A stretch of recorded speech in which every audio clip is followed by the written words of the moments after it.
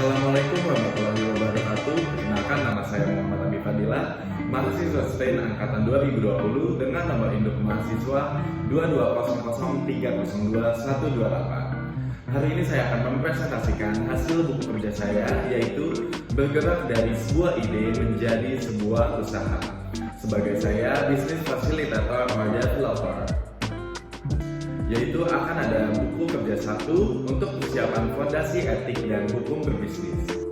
Dengan produk jasa saya yaitu Art and Design, lalu dengan unit usaha saya Dom Anxious Art and Design.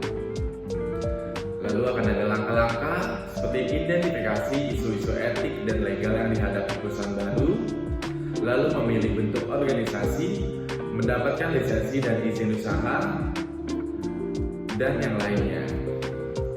Untuk kriteria utama yaitu kami mengidentifikasi kode etik, yaitu budaya etik yang kuat dibangun pada perusahaan, yaitu kami lead by example, mengembangkan kode of conduct atau kode etik, lalu menerapkan program pelatihan etik atau budaya etik yang kuat dapat mencakupi akses modal yang lebih baik, reputasi merek yang lebih baik, meningkatkan komitmen karyawan, meningkatkan loyalitas karyawan juga.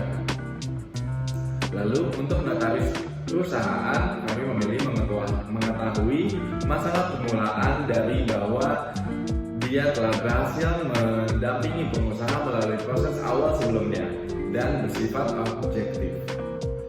Lalu untuk kriteria selanjutnya ada perjanjian para founders. Untuk founders kami memilih sifat bisnis prospektif, lalu identitas dan usulan titles para pendiri, lalu bentuk hukum kepemilikan bisnis, lalu adanya identifikasi setiap kekayaan intelektual yang masuk ke bisnis, lalu akan ada deskripsi modal operasi awal pausa buyback.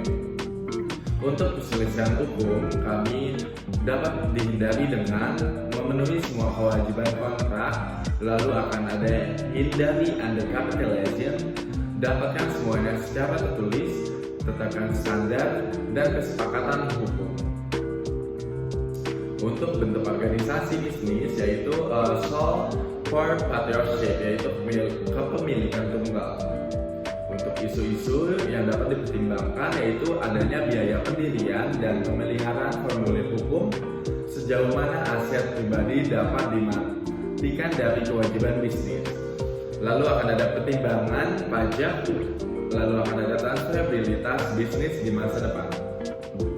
Untuk selanjutnya yaitu akan ada persyaratan izin usaha, yaitu persyaratannya kami memenuhi persyaratan izin usaha, yaitu dengan syarat memajukan SIUP online untuk perusahaan perseorangan, menyediakan fotokopi KTP pemegang saham perusahaan, lalu fotokopi NPWP, fotokopi SITU, neraca usaha, materai, lalu akan ada foto direktur utama, akan ada surat izin terkait usaha yang dijalankan, dan akan ada syarat-syarat lainnya. Untuk izin pajak penjualan, kami memilih prinsip pemungutan pajak, yaitu prinsip persamaan, keadilan, dan kemampuan, equality, equity, dan ability. Lalu prinsip kepastian yaitu certainty, dan prinsip kenyamanan pembayaran, convenience of payment, atau prinsip efisiensi economic of collection.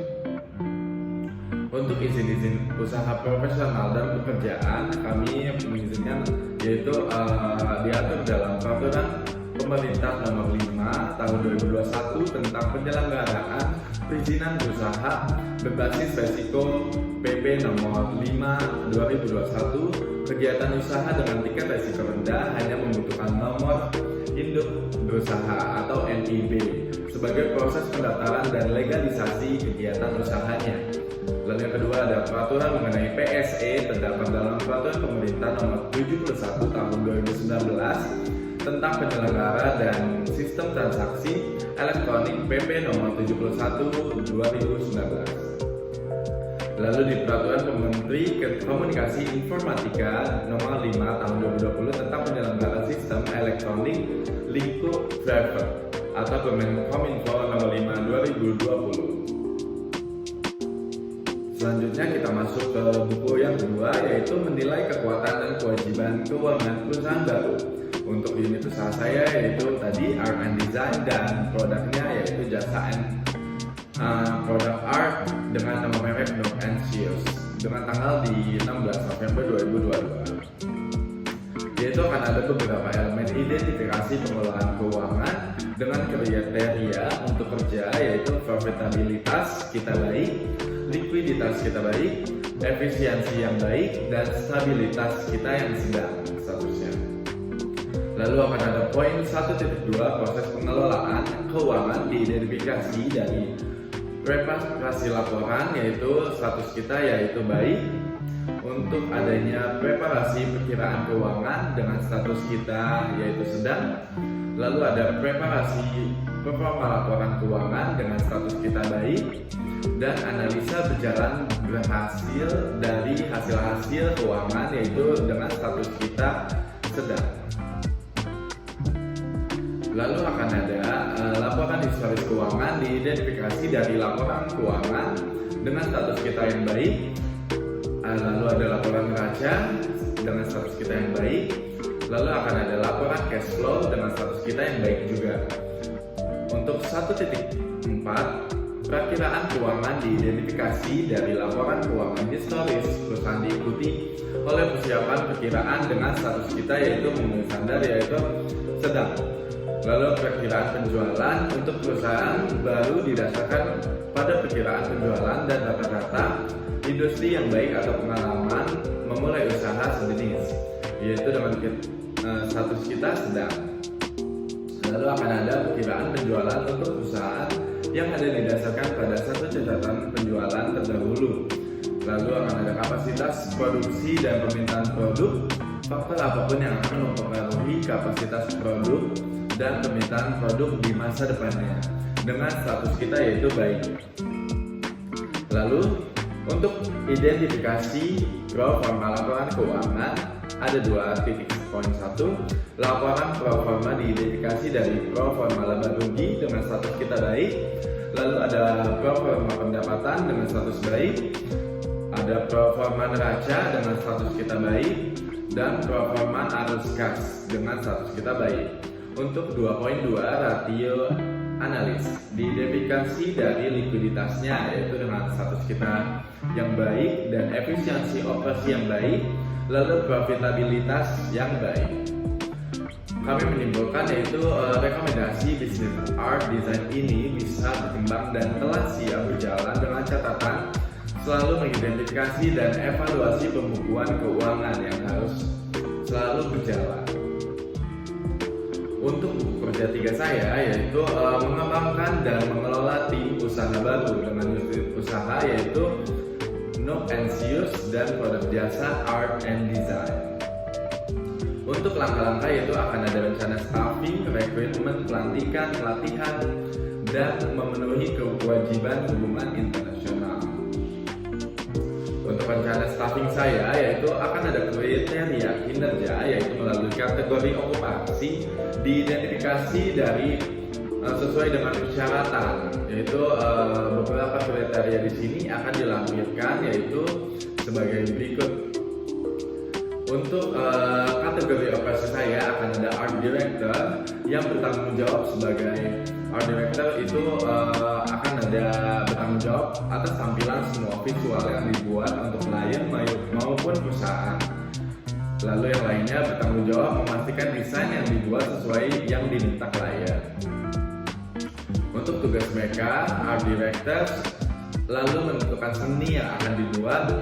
Yang kedua, menentukan bagaimana cara terbaik untuk mempresentasikan sebuah konsep secara visual, lalu bekerja sama dengan tim desainer. Lalu akan ada tugasnya yaitu mempresentasikan desain kepada klien untuk persetujuan. Jadi di sini art director akan menjadi komunikasi untuk klien kami juga, dan mereka akan bisa juga menjadi marketing kami gitu.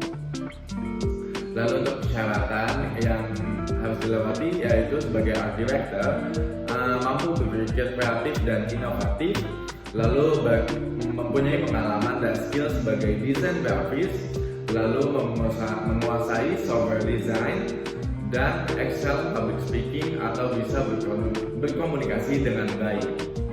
Untuk kebutuhan pelatihan yaitu akan ada kelas komunikasi dan marketing, lalu pelatihan sebagai art director.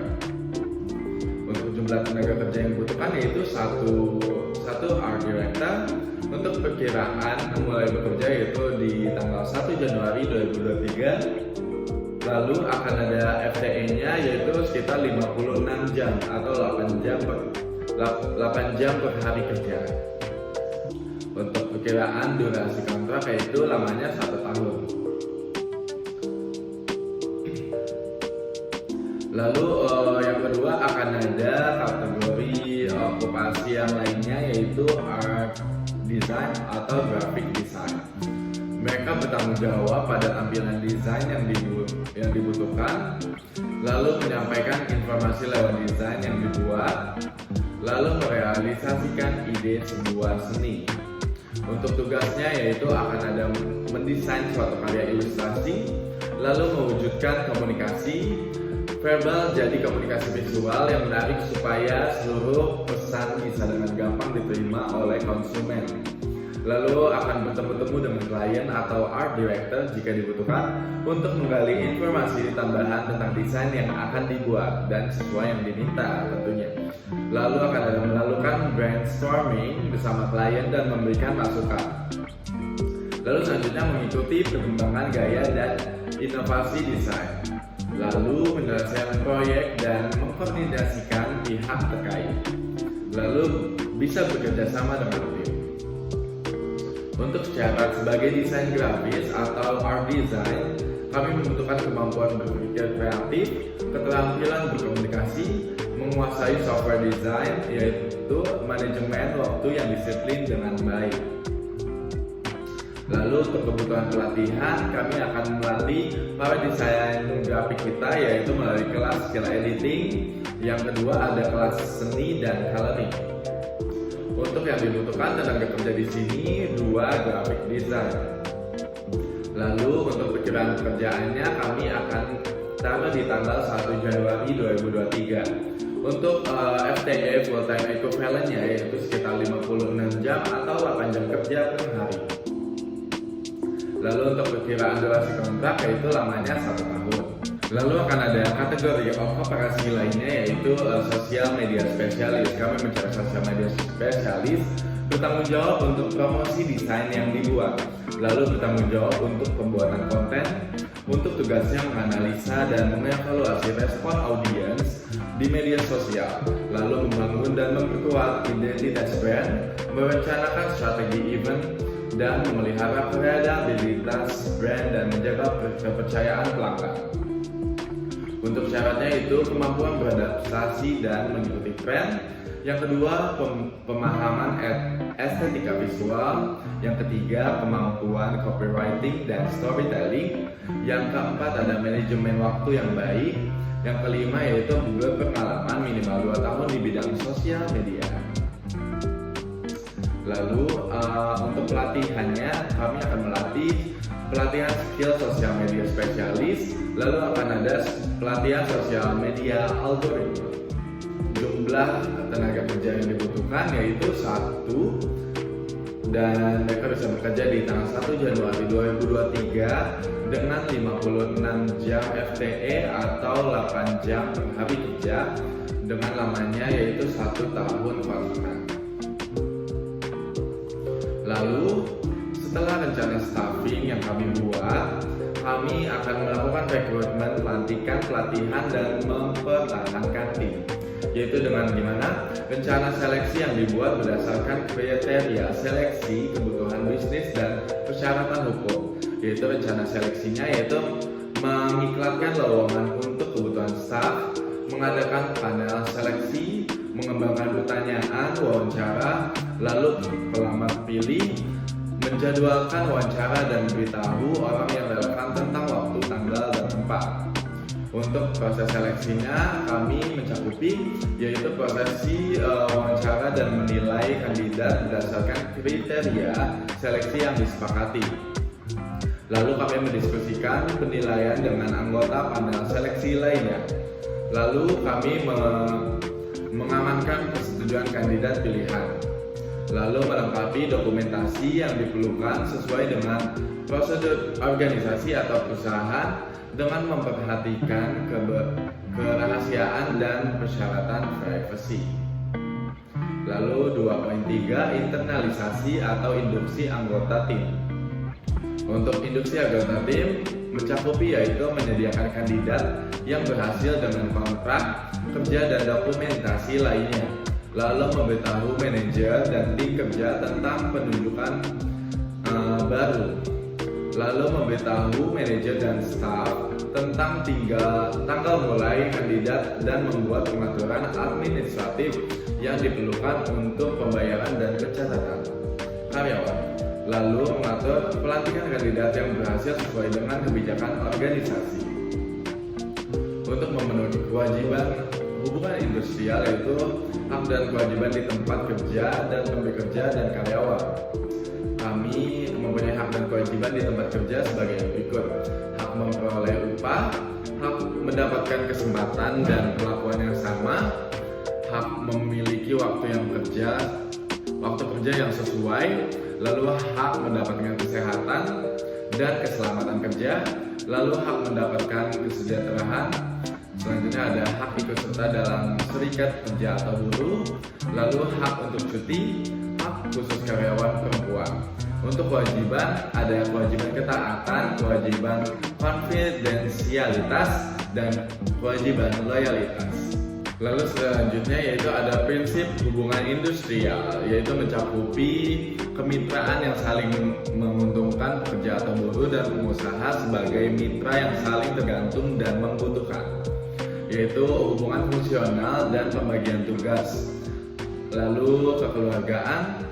Yang keempat, penciptaan ketenangan berusaha dan ketentraman bisnis dalam bekerja, yaitu selanjutnya peningkatan produktivitas.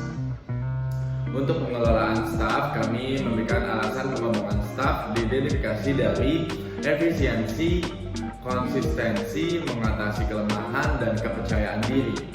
Lalu 4.2, strategi dan program dikembangkan staf, yaitu melalui memberikan kesempatan pada setiap karyawan untuk menyalurkan ide dan gagasan pribadi mereka.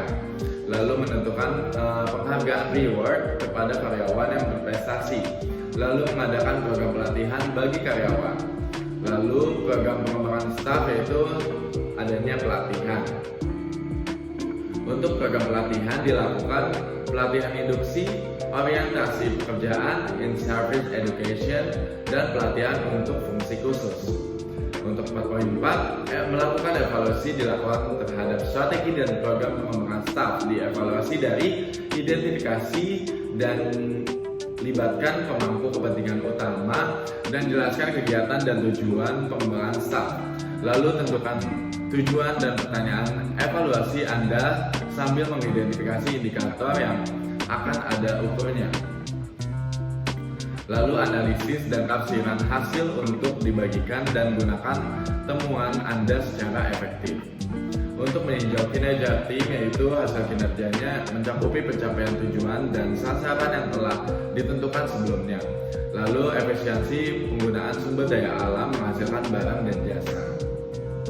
Kualitas barang dan jasa. Lalu kompetensi diidentifikasi dari pengetahuan, keterampilan, dan sikap.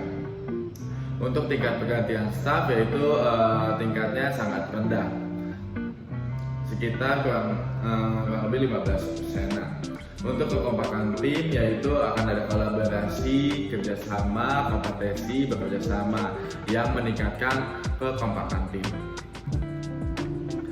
Sekian presentasi hasil buku kerja saya. Semoga bisnis ini tetap lancar dan selalu berjalan. Semoga bermanfaat. Terima kasih. Wassalamualaikum warahmatullahi wabarakatuh.